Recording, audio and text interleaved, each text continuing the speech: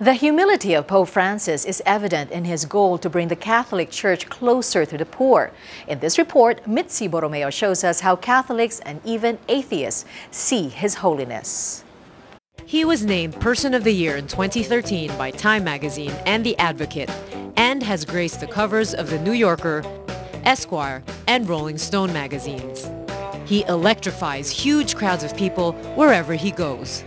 Pope Francis has come to be known as the first Rockstar Pope.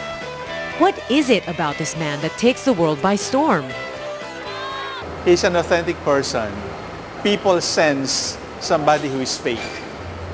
And Pope Francis is an authentic person. His simplicity in words is also reflected in the simplicity of his life. And the humility of his gestures are actually a sign of the humility that is within him. That humility is evident even in Pope Francis's clothes. The opulent jewelry and fur-lined capes of the old days have given way to humbler dress. This break from aesthetic tradition says a lot of Pope Francis and what he hopes to achieve as CEO of the Catholic Church. He is seen as the most approachable Pope. He has a Twitter account with almost 5 million followers. He takes selfies, washes feet of women and Muslims, and welcomes the sick and disfigured, everyone, regardless of age, gender, or religion. Annuncio vobis gaudium magnum, habemus papam. Since his election almost 2 years ago, Francis has promoted the idea of a more humble church focused on the needs of the poor. His openness has raised expectations that the church would soften its rules on issues like contraception, cohabitation, and gay relationships. Such ideas have made him especially popular with the youth. As young people, the message of Pope Francis is both a challenge and an inspiration. I think one of the most inspiring, if not the most striking message that he gave us, in the activities that he attended that is related to the youth. He said that the youth is not only the future of the church. For him, the youth is a beloved part of the present, of the now.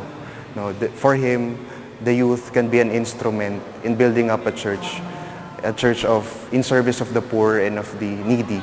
For him, in collaboration with the other members of the laity, the other members of the clergy, the youth can be an active partakers of being joyful witnesses of the gospel.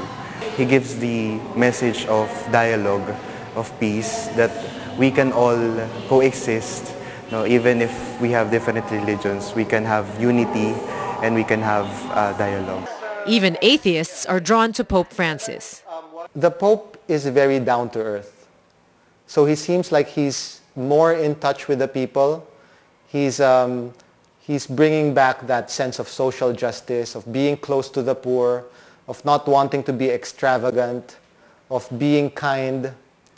And it's what people identify with.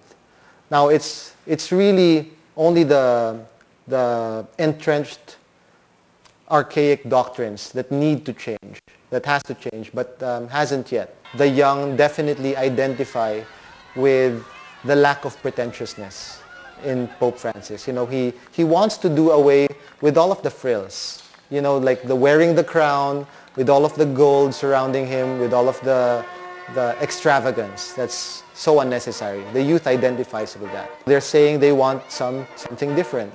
They want real change to happen. There is certainly something very different about this man, and it's made him such a big pop cultural icon.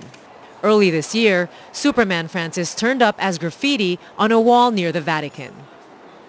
But in an interview with the Italian daily Corriere della Sera last March, Pope Francis protested his rock star treatment, saying, "To depict the Pope as a sort of Superman, a sort of star, seems offensive to me."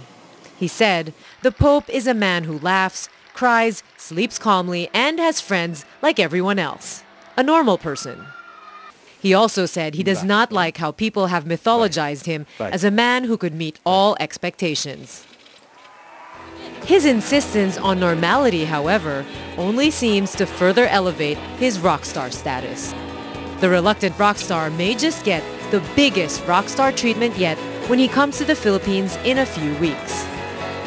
Mitzi Borromeo, 9 News.